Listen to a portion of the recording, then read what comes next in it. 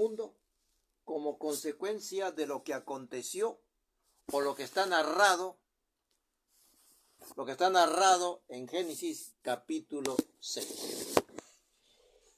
El Creador, en lo que narra Enoc, manifiesta que nunca, y eso es lo que dice en este capítulo 15, es que nunca los vigilantes debieron haber descendido a la tierra, ni mucho menos haberse provisto de esposas humanas, en atención a que desde la ontología o de la naturaleza de los seres, y en este caso seres celestiales, no fueron A ver, dice, disculpe, no se escucha bien, todo está con el audio apagado. Decía, vamos a regresar acá, decía que no fueron creados para mezclarse con carne y sangre.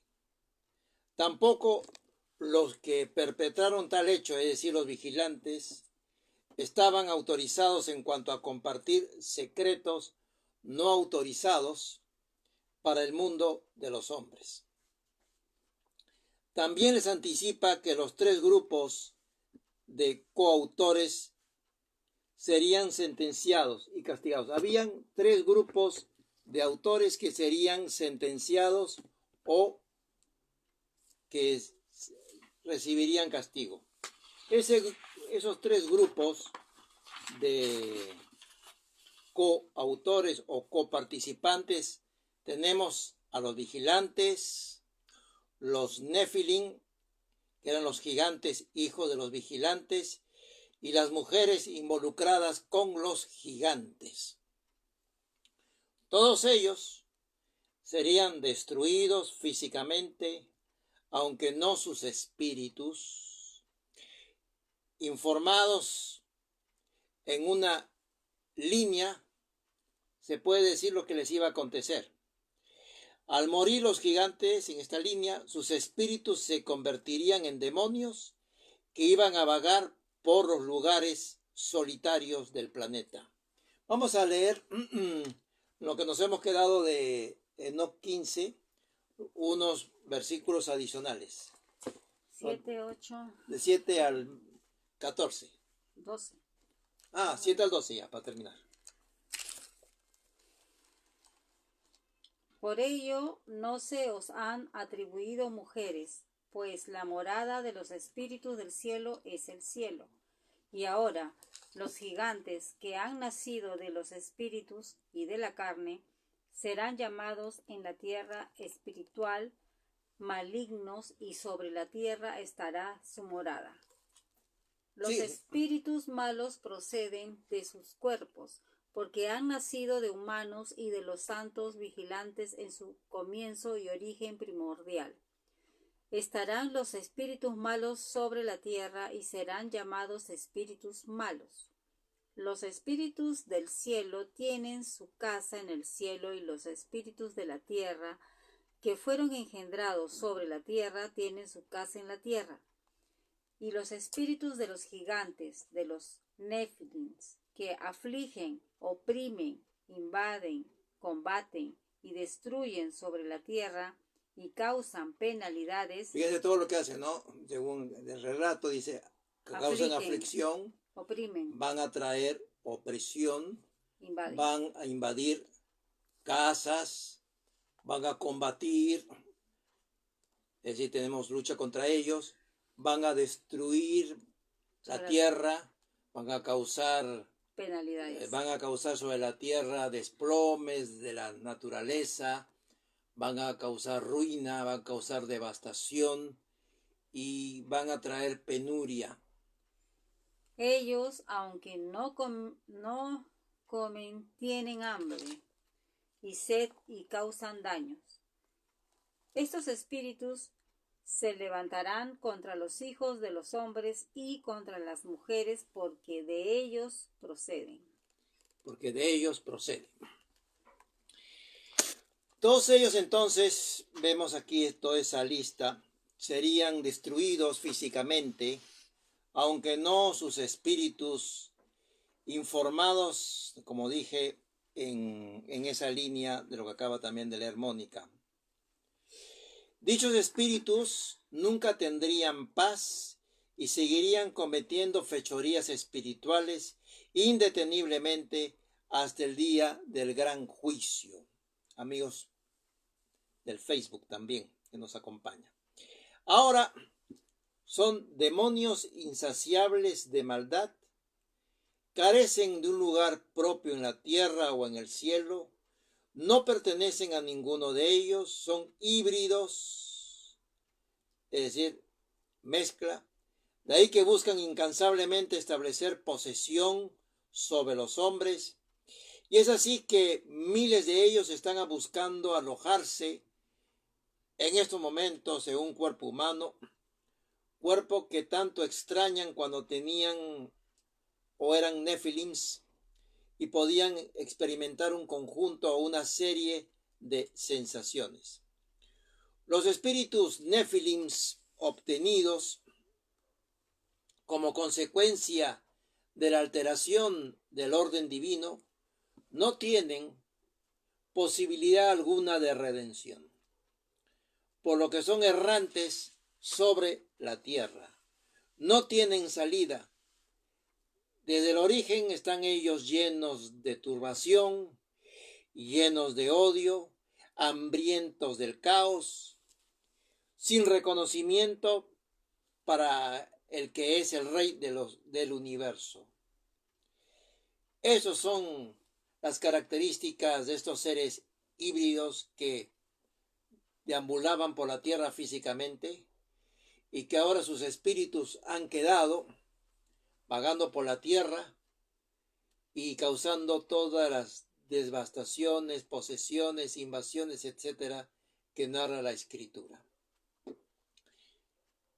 Nosotros sabemos que en los antecedentes históricos que el número completo de los que descendieron al monte Hermón en su cúspide ascendió a la cantidad de 200 en los días de Jared. Hermón, ese monte Hermón conocido, viene de una palabra hebrea que es hebra y que significa unión, que significa asociación, porque eso es lo que hicieron estos seres vigilantes, unirse, asociarse para desarrollar una agenda de maldad. Y fue el centro, Hermón fue el centro de actividad demoníaca en el Antiguo Testamento. Y fue ahí donde Yeshua, como una respuesta a lo que hicieron estas entidades espirituales, en un contraste, en esa misma área es donde él se transfiguró y anunció que las puertas de la muerte no tendrían victoria, no prevalecerían sobre su grey. Nuestro amado Adón, así como rescató y guardó a los suyos, también a la par reserva a los injustos para el día del juicio, en especial o de manera enfática, tal como está indicado en 2 de Pedro, capítulo 2, en los versículos 1 al 10. Vamos a leer 2 de Pedro, capítulo 2, verso 1 al 10. Ya conociendo los antecedentes que hemos revisado hasta el día de hoy, podemos ubicarnos respecto a lo que está narrando el apóstol. Dice la Escritura. Hubo también falsos profetas entre el pueblo, como habrá entre vosotros falsos maestros que introducirán encubiertamente herejías destructoras y así como los Nefilim, siempre haciendo el paralelo, y después vamos a explicar por qué, así como los Nefilim introdujeron conocimientos destructores. Y hasta negarán al Señor que los rescató. Igual como ellos hicieron negando al Rey del Universo, al Creador. atrayendo sobre sí mismos destrucción repentina. Y muchos seguirán su libertinaje, y por causa de ellos el camino de la verdad será blasfemado. Llevados por avaricia, harán mercadería a vosotros con palabras fingidas. Sobre los tales ya hace tiempo la condenación, las amenazas y la predicción los espera. La perdición. También pues, No, predicción. perdición. Ahora sí. La perdición los espera. Dios no perdonó a los ángeles que pecaron. El Padre Eterno está haciendo este paralelo porque introdujeron conocimientos destructores sobre ese accionar, trajeron sobre ellos mismos sentencia y lo que les espera es la perdición final. Ahora sí, sí. Ya, que no perdonó a los ángeles que pecaron. Dios no perdonó a los ángeles que pecaron, sino que los arrojó al infierno y los entregó a prisiones de oscuridad, donde están reservados para el juicio. Tampoco ha habido una sentencia parcial, ahora están en unas cárceles, en unas prisiones de oscuridad, pero todavía falta la sentencia definitiva. Han sido apresados. Tampoco perdonó al mundo antiguo, sino que guardó a Noé, pregonero de justicia, con otras 7 personas, y trajo el diluvio sobre el mundo de los impíos. También condenó por destrucción a las ciudades de Sodoma y de Gomorra, reduciéndolas a cenizas y poniéndolas de ejemplo a los que habían de vivir impíamente. Entonces, esas ciudades de Sodoma y Gomorra, que recibieron juicio del Todopoderoso, viene a constituir ejemplo para decir y notificar como una carta notarial a las naciones que lo que aconteció sobre ellas puede acontecer sobre muchos pueblos o naciones enteras y que él no tiene ningún problema en ejecutar los juicios cuando la rebelión ha llegado a ese colmo de maldad también.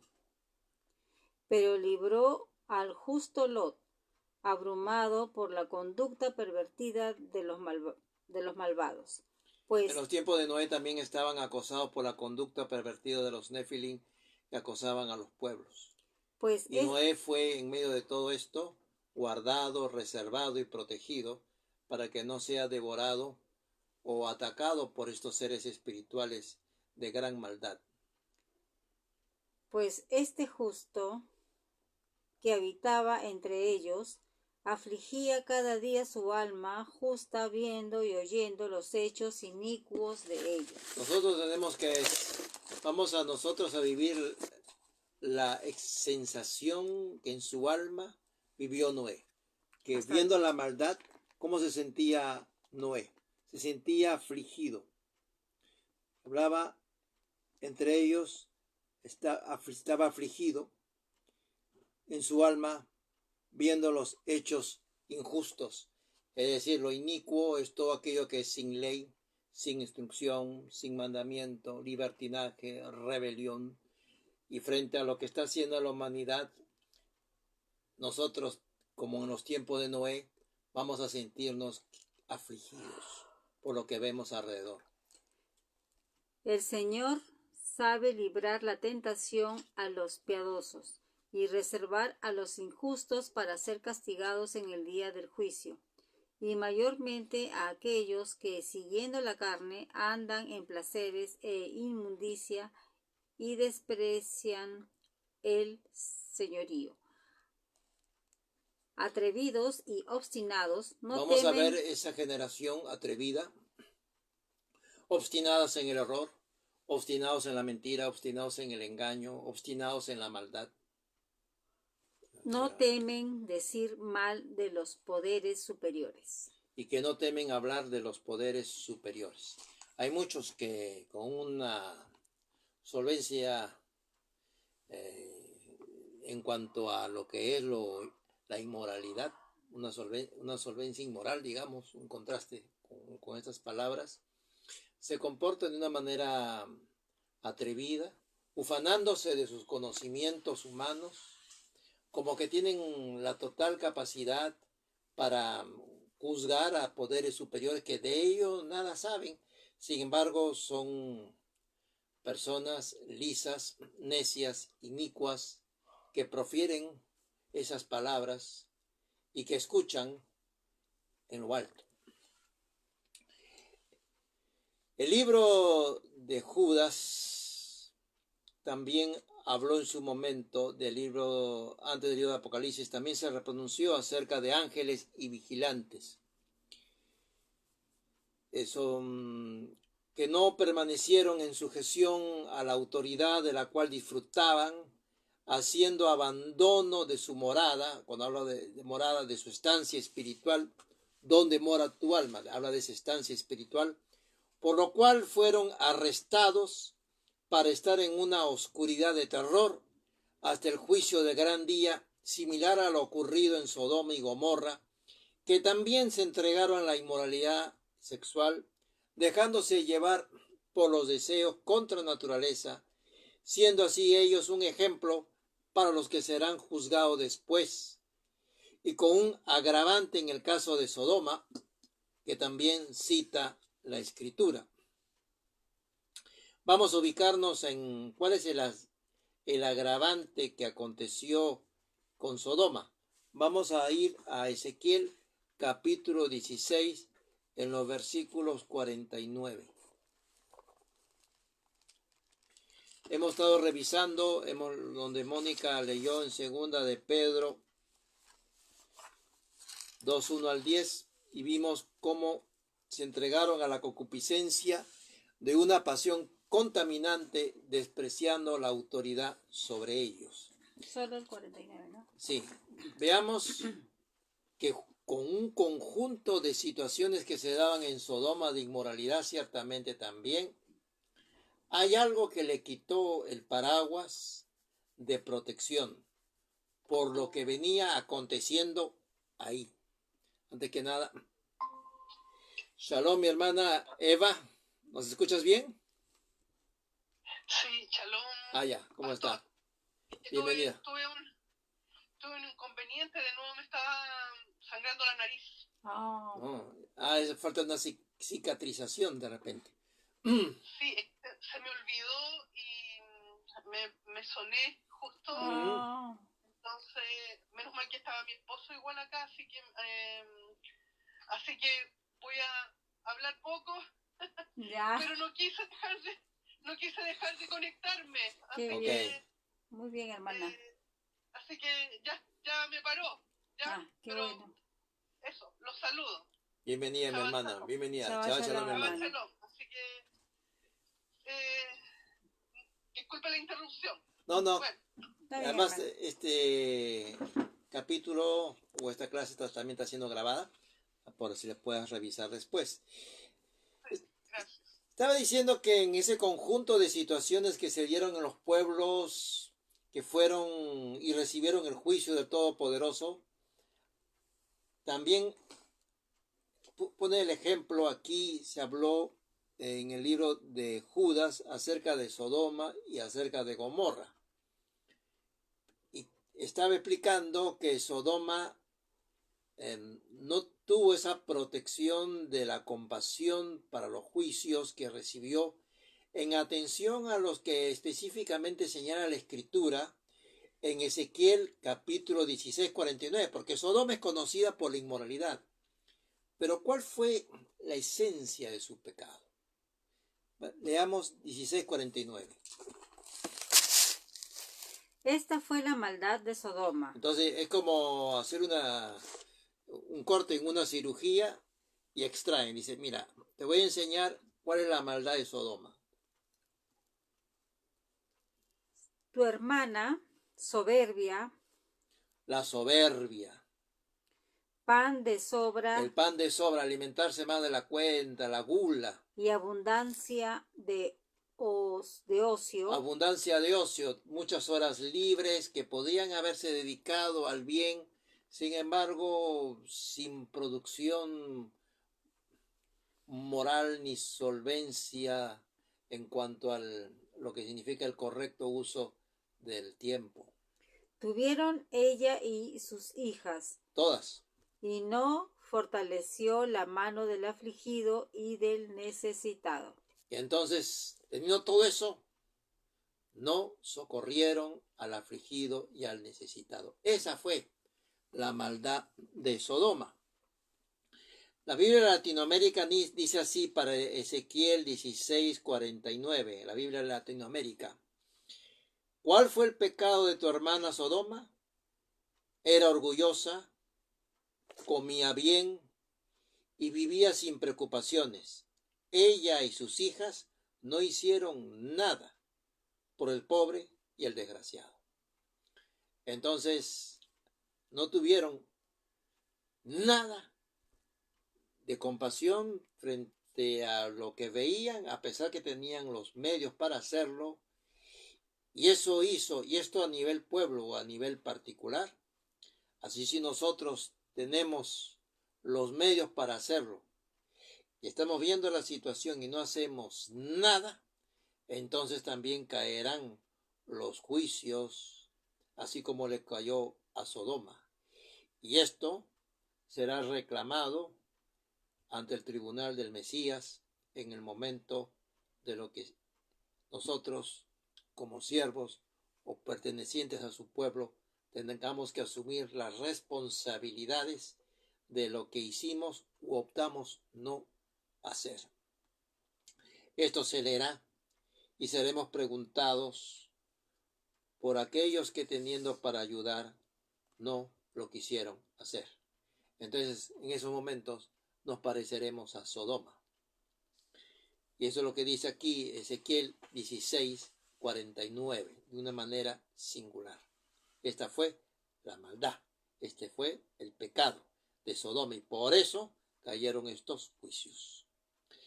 Teniendo a la vista todos estos antecedentes, es que el apóstol Pablo anota en sus cartas, como la escrita en Corinto, donde en Corinto, ¿qué acontecía? Porque algunos relatos de Pablo tienen significancia de acuerdo a la ciudad donde está, no aplicable a otra ciudad porque no ocurría. Pero en Corinto habían templos y dentro de esos templos se practicaba la prostitución, habían sacerdotisas que tenían el cabello totalmente cortado, y entonces esas mujeres eran relacionadas con la prostitución, con la inmoralidad, con el sacerdocio, en Corinto, en esos templos. Y se difundían en esos lugares las historias o los contextos sexuales acontecidos entre los ángeles y las mujeres. Eso era difundido, eso era dado a conocer. Por eso, que teniendo ese entorno de lo que acontecía en Corinto, es que el apóstol Pablo escribe en Primera de Corintios, en el capítulo 11, en el verso 10. Ya, solo el 10. Yo de repente unos versículos antes podemos leer desde el 9, 8, el varón. Era del 7 al 10, a ver. El varón no debe cubrirse la cabeza, pues él es imagen y gloria de Dios, pero la mujer es gloria del varón. Es decir, está hablando acá en términos espirituales, que la cabeza del hombre es el Mesías. Un hombre no puede ser cabeza de otro. Pues se habla de cobertura humana, y no existe la cobertura humana. No existe la cobertura vertical, hay la cobertura espiritual. Es decir, el maestro nos enseñó, Yeshua, a lavarse los pies mutuamente, aconsejarnos, exhortarnos mutuamente los unos con los otros. Ya, pero la mujer es gloria del varón, pues el varón no procede de la mujer, sino la mujer del varón. Y tampoco el varón fue creado por causa de la mujer, sino la mujer por causa del varón. Por lo cual, la mujer debe tener señal de autoridad sobre su cabeza, por causa de los ángeles. De eso justamente está hablando Pablo, de lo que aconteció en esa época, porque si una mujer, por ejemplo, asistía en un templo en Corinto con la cabeza rapada, todos se iban a dar cuenta que ella era o había sido una sacerdotisa, que ella, como sacerdotisa, estaba involucrada en la inmoralidad sexual. Y entonces Pablo, en atención a que eso acontecía en Corinto, es que la mujer debía cubrirse el cabello hasta que tenga el velo natural, que es su cabello. De eso está hablando Pablo. Sí, ahí quedó, ¿no? Ahí acabó todo, ¿no? En el 10, ¿no es cierto? Sí. Ya. Y entonces, por causa de los ángeles, con los antecedentes que había acontecido, desde la época de esa aproximación de vigilantes a las mujeres, por eso que Pablo dice por causa de los ángeles, de eso está hablando Pablo. Ahí se les pide a las mujeres que se conduzcan con cuidado por causa de seres angelicales. Quería Pablo evitar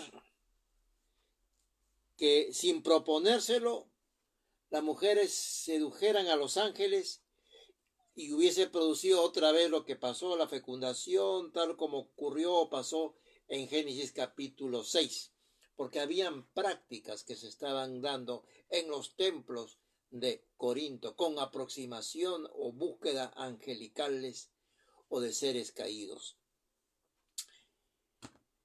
Así tenemos que tener en cuenta, cuando estamos analizando los versos, cuál es el contexto de esa sociedad, porque de esa sociedad es donde Pablo hunde las raíces de una explicación que luego va a volcar en su carta.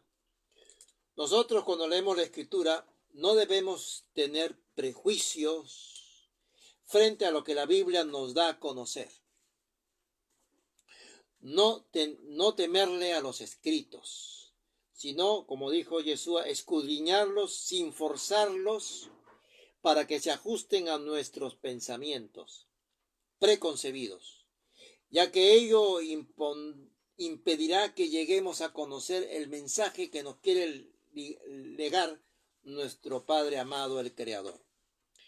Comprendiendo nosotros el pasado, estaremos mejor capacitados frente al futuro que está tocándonos la puerta. Seres que anduvieron muy activos en los días de Noé volverán a estar muy activos para la venida de la segunda vez del Hijo del Hombre.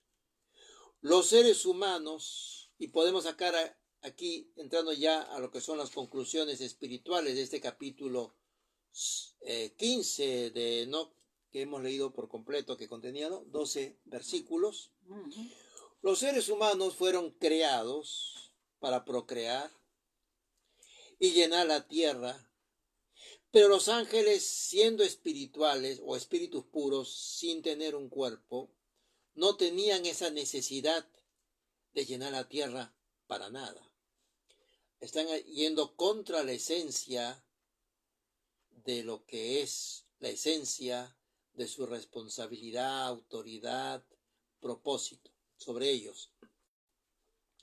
Y el espíritu impío de los Nefilim permanecerá en la tierra, como acontece hoy. Por eso dice que no tenemos lucha contra carne y sangre, sino con los espíritus de los híbridos o de los demonios o de los que están hoy vagando después del diluvio sobre este planeta, causando, como leímos, aflicción, causando destrucción.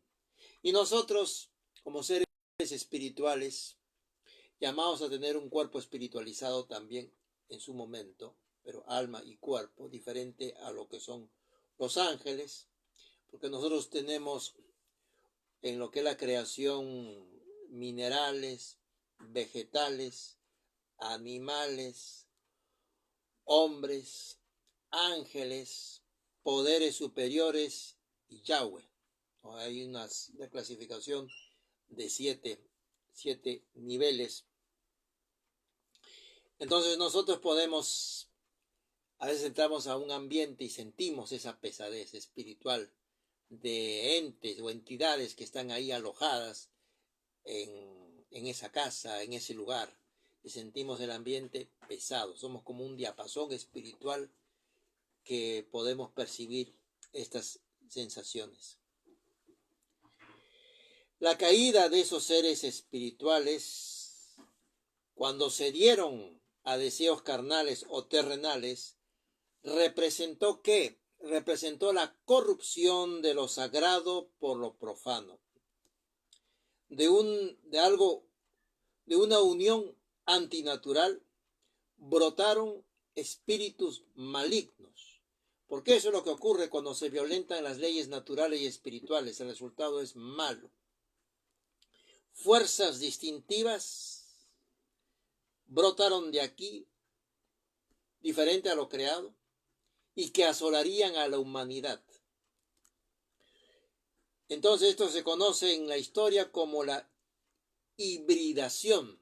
En los tiempos de Noé se produjo la hibridación, en los híbridos acontecidos, que da a conocer qué es lo que ocurre cuando se violenta lo puro y la distinción entre los diferentes órdenes de la creación y se invade. El ángel deja de querer ser ángel y baja para juntarse con las mujeres y produjeron híbridos, porque los ángeles están en un nivel ontológicamente, en su esencia, materia, en su conocimiento infuso y no como ocurre a nivel del hombre, que base hipótesis, teoría, no, ellos tienen conocimiento infuso completo. No es que no se dieron cuenta, lo hicieron con todo conocimiento que tienen y se mezclan, hacen abandono de su morada. O sea, hicieron abandono de su morada o de su estancia espiritual y bajaron al nivel de los hombres y tomaron mujeres para sí. Eso es quebrantar el orden natural de la creación. Y esta corrupción espiritual luego no ha quedado allí como un incidente aislado que ocurrió en Génesis 6. Esto sigue actuando.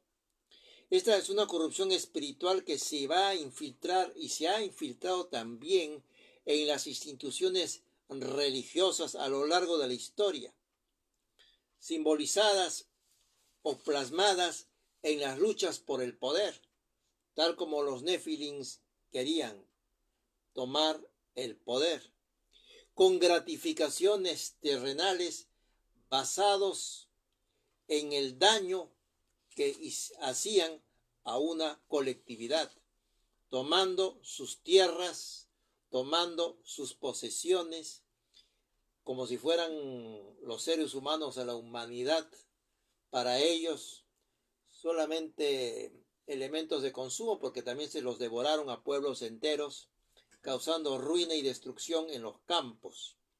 Pues bien, eso también, esa pirámide Nefilim, de estar en una punta arriba, en la cúspide, sobre un conjunto de una colectividad que lo sostienen, de los cuales esta colectividad le otorga a esa cúspide lo que se conoce también como una estructura nicolaíta, y que Yeshua aborrece todos esos sistemas de un señorío donde hay algunos y que diseminan su poder autoritario sobre aquellos que sostienen la pirámide. Sigue vigente esto a nivel de nuestra vista. Vemos nosotros estructuras de Nefilins basados en un hombre popular, lleno de gente alrededor de él, y podemos escuchar las más grandes corrupciones doctrinarias que se suele difundir. Es una estructura Nefilim o nicolaíta, según sea el caso, y que al final, cuando las gentes salen de esa dosis tóxica de sentimentalismo, de emociones que bailan, al día siguiente o a los 2 días están en una depresión profunda y necesitan nuevamente aturdirse con lo sensitivo. Y así como viven en esa estructura nicolaíta o de corte Nefilim, también está presente cuando se les hace ver a través de la palabra para llamarlos al orden, como ocurría con los Nefilim. Hay esa violencia, hay una acritud, hay una amargura en lo que vamos a recibir como palabras de parte de los representantes de ese sistema. Los espíritus que nacieron de la transgresión son las fuerzas que trabajan o accionan para desviar a la humanidad de su contacto con el Todopoderoso. Pues dice que el mundo entero está bajo el poder, bajo el sistema, bajo el engranaje, bajo los operarios, bajo los funcionarios del mal de Satán. Lo ocurrido con los vigilantes en cuanto a la sentencia, cuando estamos ya acabando, es una advertencia directa contra todos aquellos que corrompen la creación del Todopoderoso, se rebelan contra su orden de creación. También ha sido mostrado que los ángeles tienen libre albedrío, que los ángeles pueden elegir pecar y caer en la más grande corrupción que nosotros podamos imaginar. Y lo hicieron. Un grupo de rebeldes lo hizo. Este capítulo que hemos estudiado de Enoc, cuyas ondas espirituales, cuya agenda espiritual sigue plenamente vigente, si uno empieza a analizar el sistema que ocurría en esa época con el sistema actual, es lo mismo de lo que veía Noé, y Noé se afligía con solo ver las cosas que pasaban.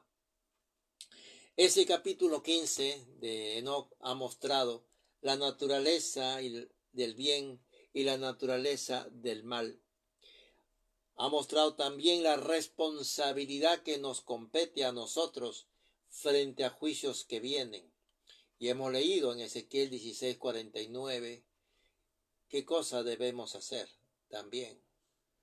No podemos sustraernos de la responsabilidad, como Abraham no se sustrajo de la responsabilidad de actuar en lo que cada uno le competa. Y la soberanía con juicio final de Adonai, y que él se reserva para el tiempo final lo que aplicará como sentencia sobre todos nosotros, incluso sobre el mal que hoy lo desafía abiertamente, como en los días de Noé. Y así, mis hermanos, rápidamente se fue la hora de este ciclo cultural Enoc, el séptimo patriarca, donde hemos visto la partida de nacimiento de estos espíritus malignos, híbridos, espíritus inmundos, popularmente conocidos como demonios, cuya agenda, si bien fueron quitados físicamente del planeta, su agenda está plenamente vigente, incluido con alteración del orden natural en el campo, en lo genético, por cuotas cada vez más grandes de poder. Y no quiero entrar mucho en detalle para que el video pueda mantenerse. Ahora sí, mis hermanos, podemos abrir micrófonos por si hay alguna pregunta. Adelante. ¿Está todo bien? Ya cerraste el Facebook, ¿verdad? Ya, perdón. Voy a saludar a los hermanos del Facebook. Muchas gracias, mis hermanos, por la compañía de ustedes. Los esperamos en el próximo Shabbat, si así Yahweh lo permite.